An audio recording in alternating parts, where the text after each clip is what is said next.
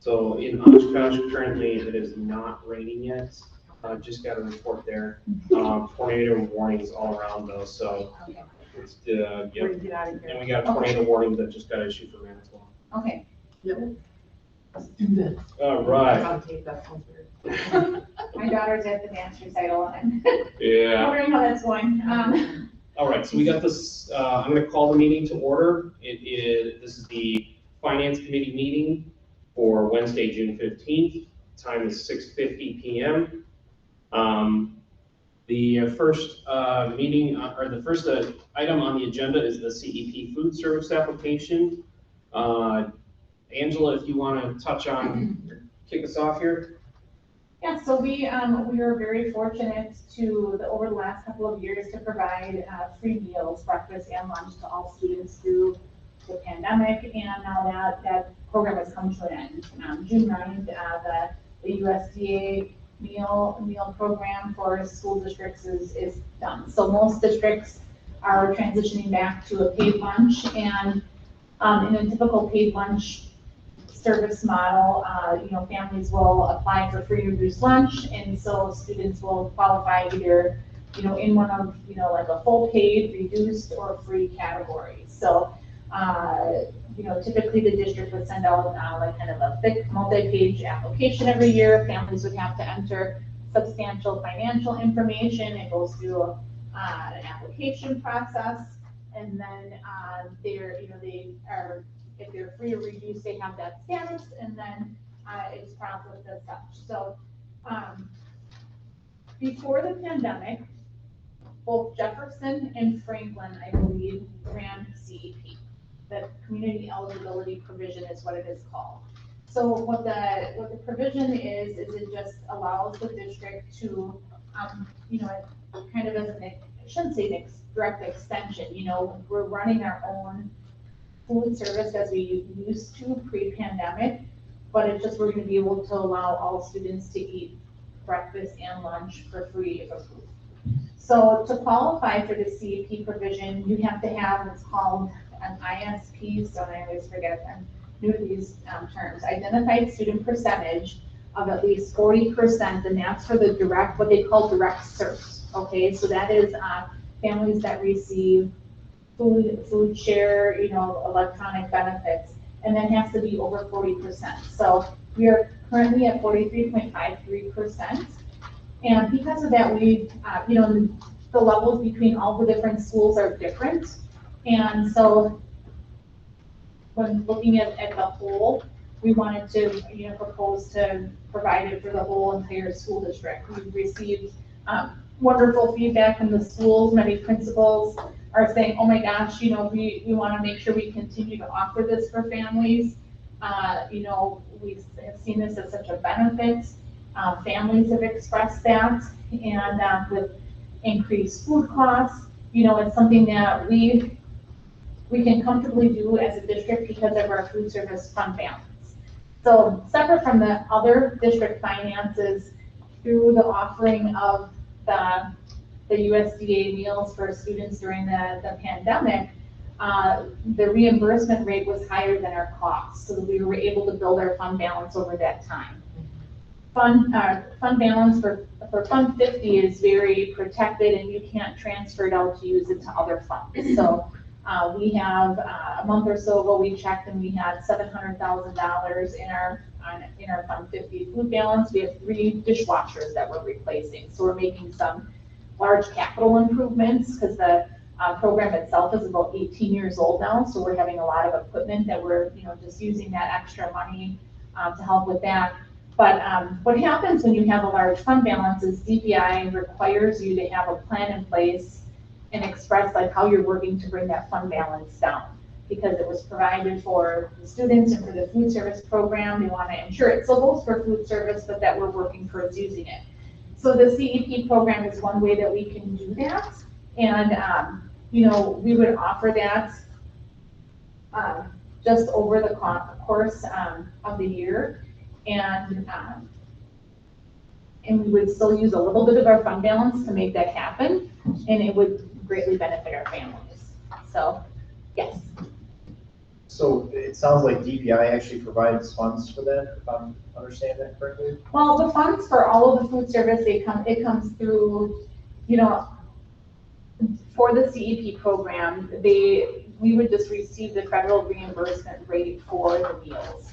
Okay. There's a couple things that go into that calculation, but, you know, the money is usually funneled through USA, through DA, through DPI, and then we get that money just through claiming. So, I'm not sure I answered your question. Yeah, so I was just curious, because it sounded like, if I was following what you were saying, that there Mhm. might be extra funds from the last couple of years, but they Right. have to kind of be spent in a certain area, and I was just Mhm. wondering, like, could there be a way to maybe reallocate those funds? I mean, I'm not suggesting for this program, but if there's other programs where they're like, hey, this is earmarked for this type of spend, you know, could we repurpose that to other areas in need? Essentially reshuffled money a little bit, yeah. Yeah, I mean, I'm just curious, you know, because it sounds like we have areas, you know, For like we Fund just 50, talked about, yeah. like for some, you know, some staff that maybe are below market for entry level, like. Fund 50 is just food service, so we contract out with Chartwells, and so all of, like, we pay them as a service. So our food service director, all of that, that is something that goes out to bid every 5 years, that's mandatory by the state. And they too raise their wages and all that kind of stuff that comes into play. And Fund 50 is one that, like, if you run in the negative, you have to backfill from Fund 10. That's the main rule with Fund 50. But we cannot move Fund 50 money to Fund 10. So it's because we receive that money through, for, you know, offering the meals.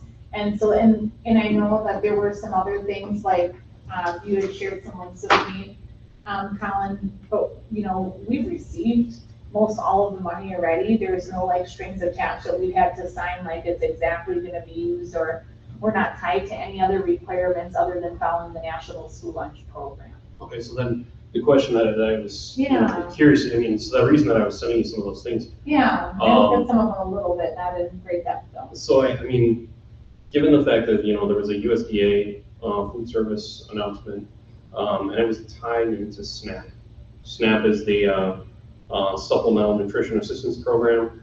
Essentially, it sounded like SNAP is for those low income.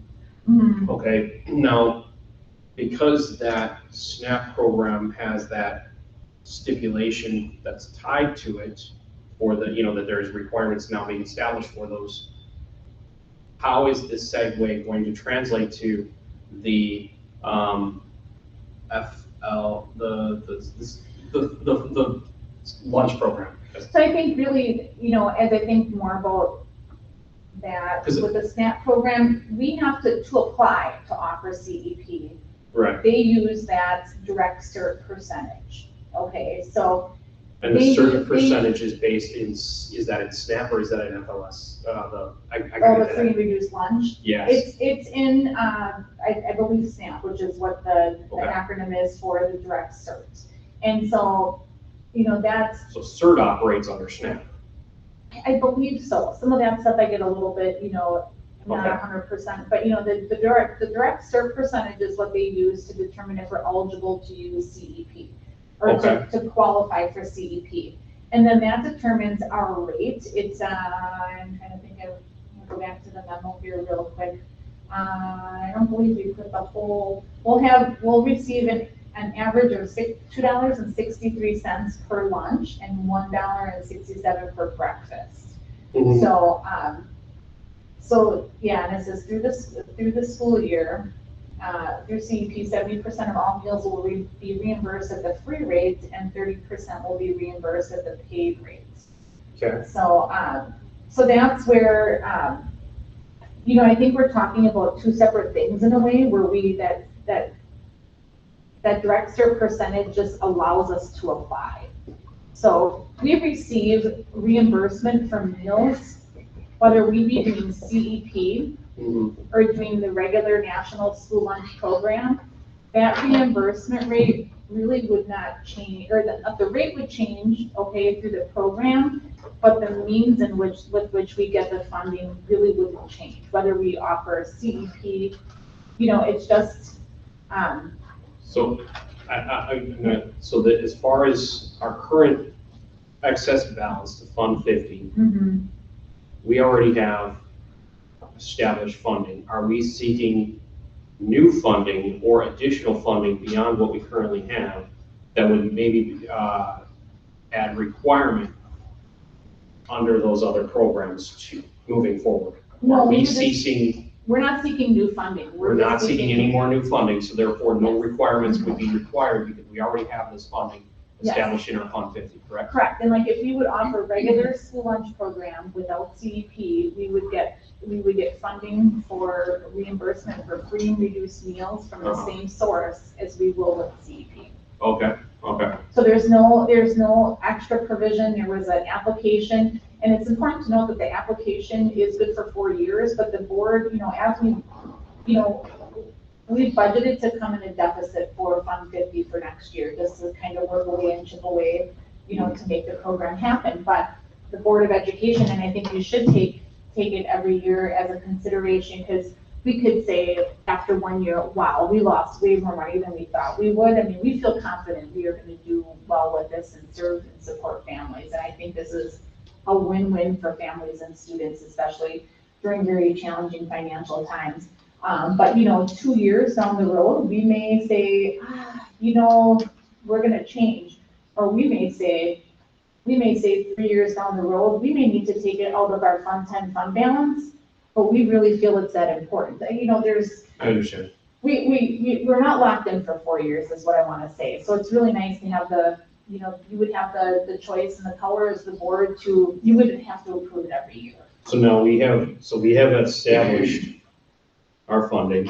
We're not seeking at this time any additional funding. No. And the duration that we have for that funding, you're anticipating for the next 5 years that Fund 50 will sustain us over time, correct? Correct. I mean, we will receive new funding in the fact that it's gonna be reimbursement like we would get under the National School Lunch Program. But it's not like we're signing up for a whole new grant, I understand. I just wanna make sure I'm clear on that and super clear, so. Is this the time of year then that if we're going to review this every year, is this the time of year that would be prudent to do that? And when is it?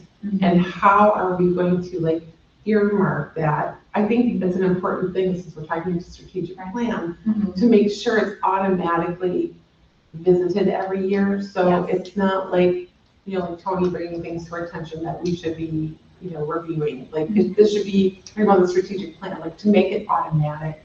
Kind of like what you were talking about. Then next year we're going to be doing X. Yeah, I would have to talk to Janelle Schultz, our food service director, who is fabulous. She's a rock star. I mean, we're beyond fortunate, to have her.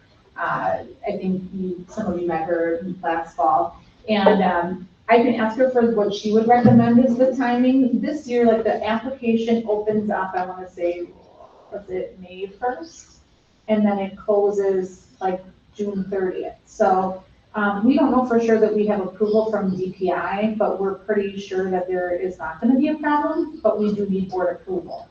So we're not officially approved from DPI yet, but, we could say pending, DPI approval, we approve, to move forward with the CEP program.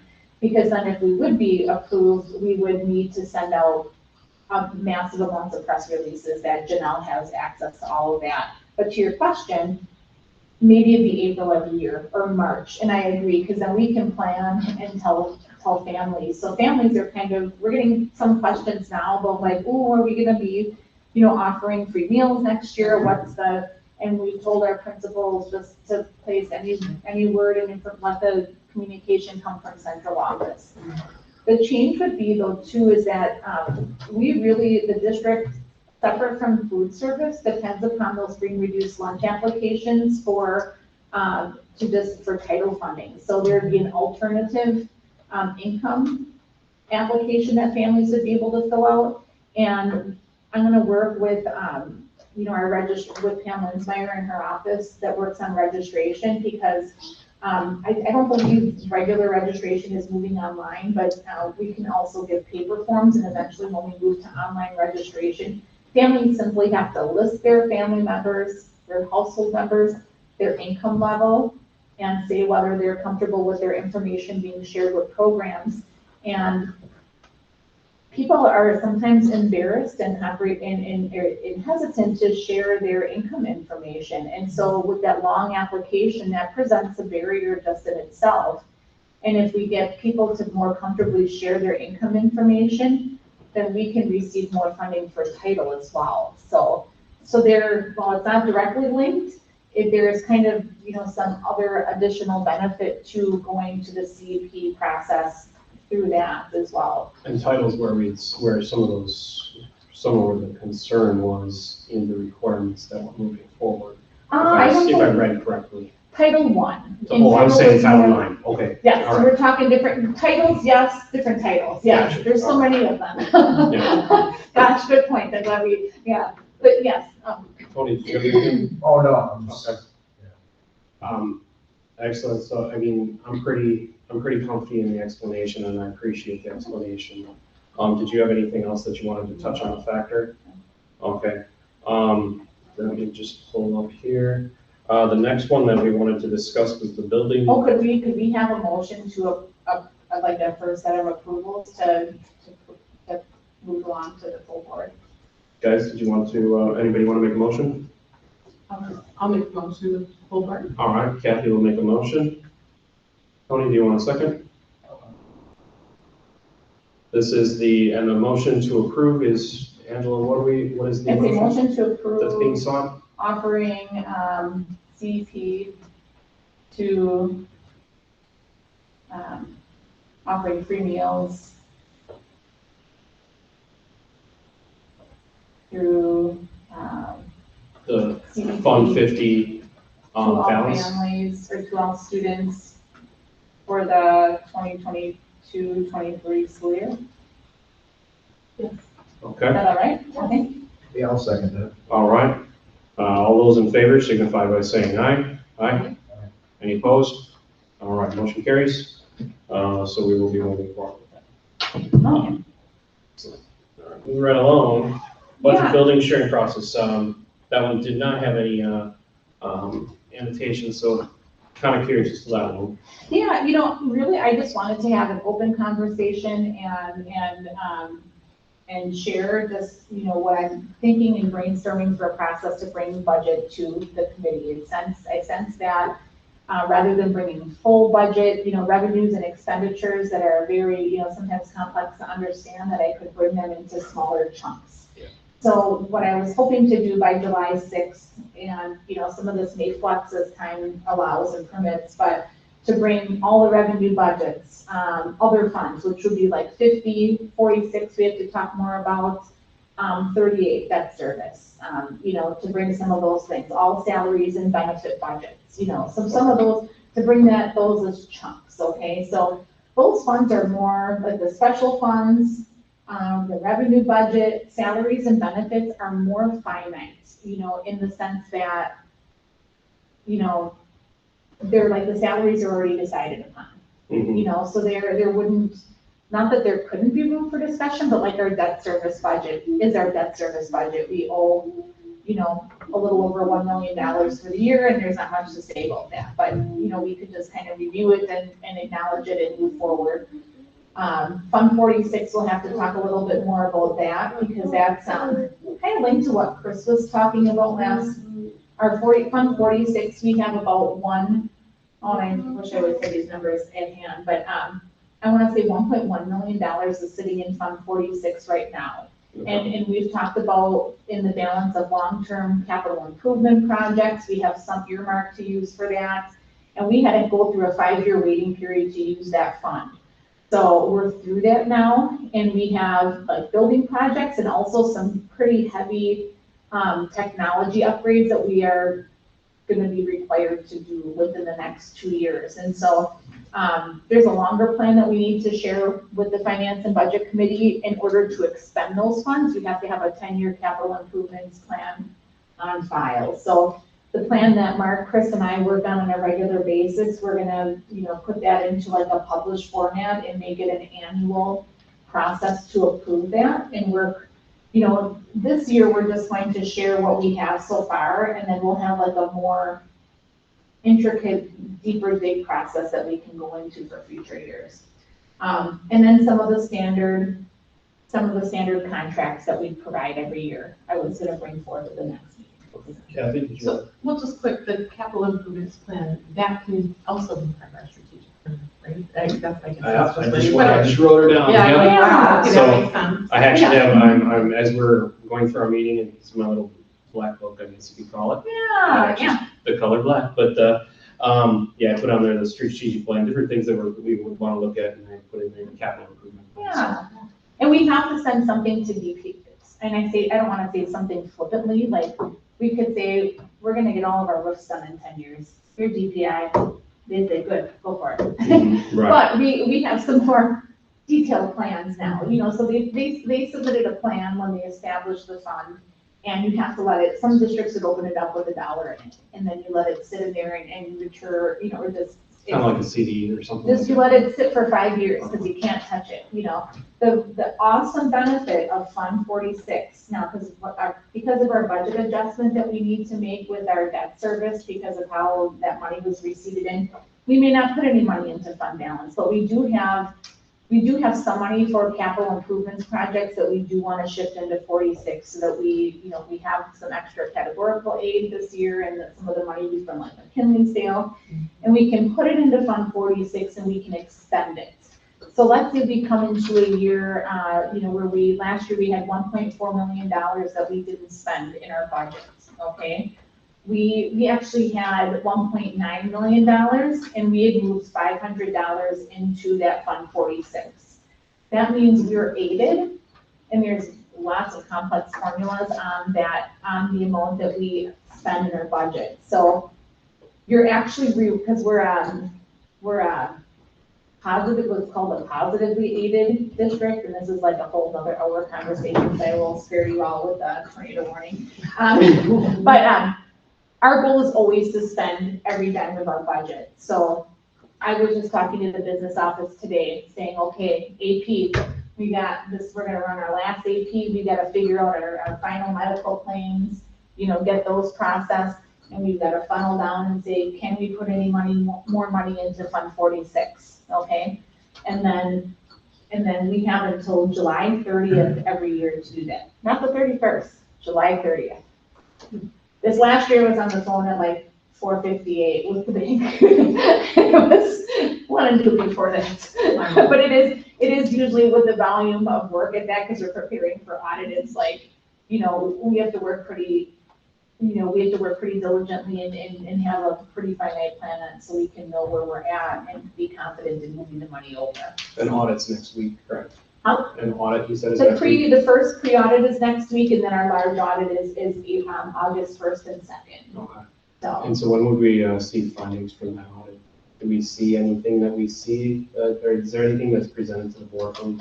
the full audit review is every January, so. Okay, great. Yep, so that, and then I always give an overview of that, and then, because they have to file it with DPI, I want to say by like the beginning of December, and then we usually bring it to the board just for information and not like a formal approval, as I understand or remember, but it is brought to the board, so. So when we do I like the idea of bringing, forward the budget in chunks, because, in I guess last year, it was kind of like, well, here's the budget, and you're just like, oh boy, So rather than, you can take it piece by piece and really kind of absorb what it is in there.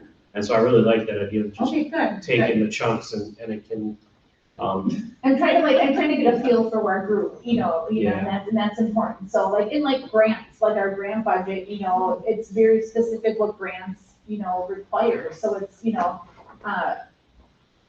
can't ever say with IDE, with special ed, say, well, we're gonna spend it on debt service instead. We get in lots of trouble. Right. So that's where, so that I'm happy to do that. I will kind of work through And my goal. Angela, one other thing, so last year you provided the entire board with the breakdown of what each fund was and what it encompassed and stuff like that. I found that tool very handy, just to kind of help wrap my head around. Would it be possible to get that same I guess we have several board members, Yeah. same breakdown to Mhm. each of the board members too, so that they understand moving forward, kind of what each fund is and how it operates.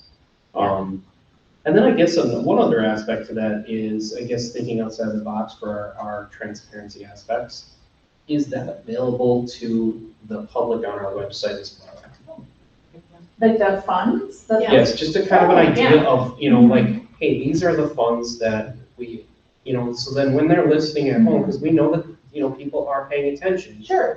So that it's just not, well, Fund 50, Fund 46, and they're confused and not Yeah. understanding what's going on. That, and I know Tony has his along with him, I'm glad you take it, he has it handy and he's, all set to go with it, that's good. That we can add, I can't remember if there's a listing of the funds in that booklet. There might be, I if think there's there's a- not, that'd be, but there's some separates. Well, anything I have in there, in that booklet, I can separate into separate attachments as well. Yeah. So, I have that online and there, I do have to say, I'm trying to work through some issues with links on the website right now. Okay. And I just haven't been able to sit down and putz around with it. So like our COVID safe return, that plan and, is on there. And I know like Tony had contacted me and others have asked for like information regarding the expenses. And my plan is for the mid-July, because then all of our payrolls for the year are done. I can say, this is what we did this year, and just, there's such a between, supplies in different areas, and different purchases, it's not like a 10-point bulletin list, it's very complex. Mhm. Yeah. But I think the community would like to see the breakdown of what we spent on. Oh, yeah, and, That's not only reasonable. just the budget, it's great that the budget is now online and available to the public, but just in what it is they're dissecting and really digging into if they actually would like something like that. Yeah, I think if we could just, if there was a way to do like a 101 version of it, you know what I mean? Yeah. You can have here's the in the weeds version if you want to really get into Sure. it.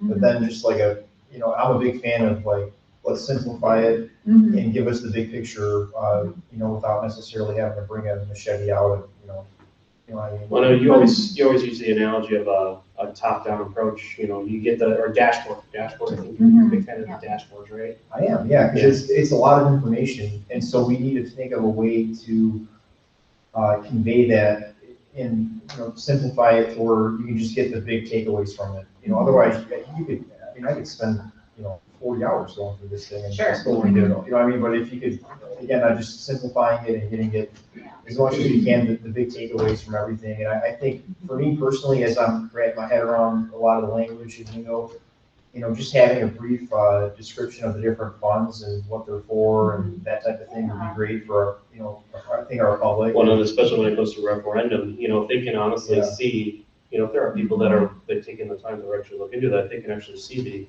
okay, we really do need to, and they actually become the advocates of what is going on in the district by the, in and of themselves. Here's an idea, and I did think about this yesterday, and I'm glad, that we had this conversation. We used the Baird budget model when you came and had the meeting with me. I showed you little pieces of it. That's what I use as a budget planning tool, and I can, generate a lot of reports and presentations and graphs and stuff off of that. There's also what's called the Baird Library. There is a cost to it. I believe it's $1,200. Like if we have the analytics as well, and that gives us analytics for many, many things within the district between student learning, HR, financial. We can look and compare. We can say we want to compare to this, and this in this district and run reports. It's phenomenal. We've used it a little bit. Definitely got our money's worth out of it, but we could use it even more. The Baird budget model, or the library says it would be more for board members to grasp the basics of school finance, and it's developed directly for that. But there's a price tag on it. How long is that for? For a full year, like it's a renewable subscription. So if that's something that we can get you get a discount when you commit in June to it, you know, for the next year, you get the previous year's rate. So I mean, if Could that's something. we put that on the July 6th agenda then? Yeah, we could do that, you know, and we could see, you know, if you want a little bit of a preview, I could send some links to everyone. Yeah, even if, Yeah. that way then it kind of gives us an opportunity to wrap our heads around it, maybe see what it is and move forward from there. Yeah. So I guess that being said, thank you for the presentation, the ideas that you're putting forward. Does anybody else have any questions or more thoughts or ideas? Have we found a way to save $68 million? I would love to. You know, I'll tell you, I was thinking about, I wish I had the magic bullet on that, you know. If it helps in scope, when I taught in Sheboygan for 17 years, I want to say like the 8th or 9th year I was in the school district. They had to cut $4 million, okay, and Sheboygan's double the size of Manitowoc. It was, you know, horrifically bad to, you know, look at what those cuts were. It was horrible. Like, if we had even cut 1 to 2 million, like, you know, there are ways we can save, but what always moves the biggest needle is staffing, you know, so we'll look into, you know, energy stuff and look into the insurance, stuff like that. High deductible health plan, we wanted to bring that because that's something that can bring the needle down. You know, some districts have saved over $1 million on that. You know, it's not like that, but over a couple of years, it can help. I wish there. Can we get to $1 million with that? Huh? Do you think we can get to $1 million, or is that just the? I think we can, but it's, you know, that's a huge adjustment, and the challenging thing with the high deductible plan is it's a mind shift, it's so many things. I think if we fund it well through an HSA for our employees and people are willing to go that route, I think it could definitely help us a great deal, but, you know, I think even just with like small adjustments like the parallel wage schedule, you know, like health insurance is huge. I witnessed, when I was in Valdez, we offered both plans and they're fully funded, they're not self-insured. They ended up having to go to a total high deductible health plan for everyone required because of claims, and we may be at that point sometime too, you know. But it's challenging. So we've got to be really careful. I think choice is a really great thing for employees, and I think people will appreciate that. Maybe we never require it, you know. So. All right, excellent. Is anybody anything else? You know, one final comment I'll throw out there. We don't need to spend a whole lot or really any time on it, but just. I think a lot of schools have looked into performance contracting and that type of thing, and I don't know if you've ever looked into that, but, you know, that might be another opportunity that we should talk about. Is that separate from the energy stuff or the? It's part of it. It's outside of the, you know, because there's just so many different areas you can get into. So there's energy supply, right, which is kind of what we had talked about looking at the commodity of gas and whatnot. Yeah.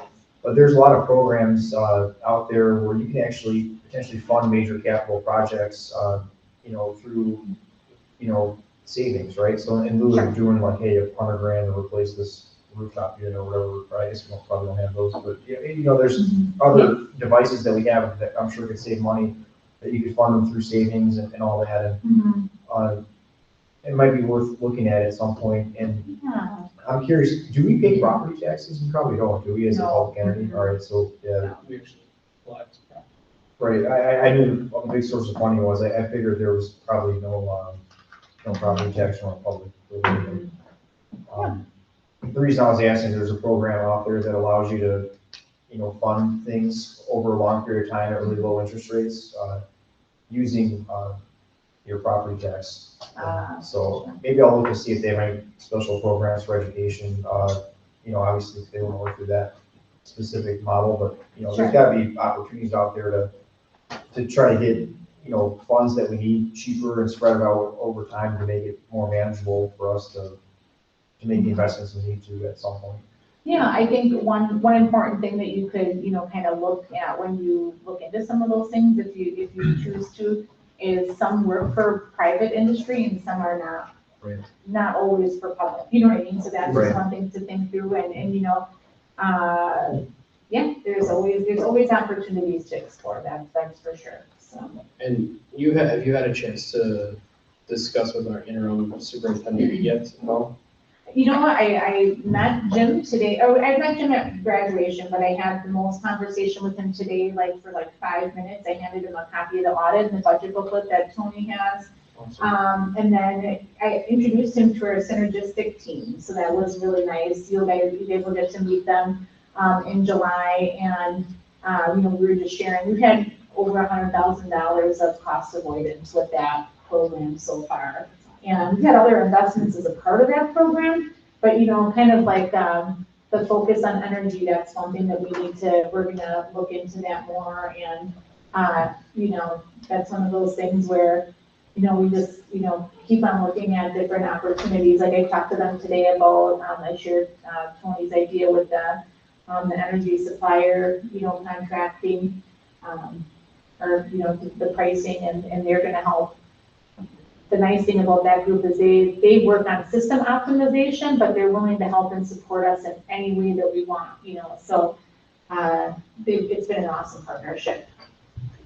Awesome. Yeah, I know that he has had the opportunity to encounter some budget constraints in his previous experiences. That was kind of one of those things that he's spoken to Oh, okay. in the past, so you might have some interesting ideas. And he was a business manager, I Yes, I didn't know that, so, in the beginning of his career, so I am really, psyched to work with him, because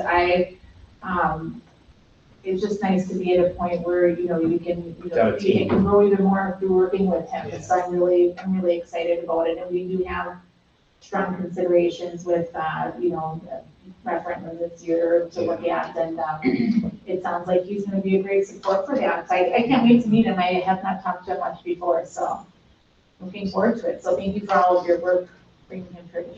Yeah, they worked in great. I think they got a good pick. Awesome. All right, well, if that is all, are we seeking a motion to adjourn? Oh, I just want to thank you for all your work, Angela, before we adjourn, because I know you work really hard on bringing all this stuff to us, and those of us who don't understand appreciate it even more, I think. It's my pleasure, So thank you for always trying to work so hard with all of us. I'll reiterate that. I think you do a great job. I really appreciate it. too. Well, thank you. I Keep working at it, so, All yeah. right, so now I'll make the second motion. do. All right. All those in favor signify by saying aye. Unopposed? All right, motion carries. We are adjourned at 19:27. All right. Before your Ladies. strong winds. Girls, you did such a Girls. good job. The most are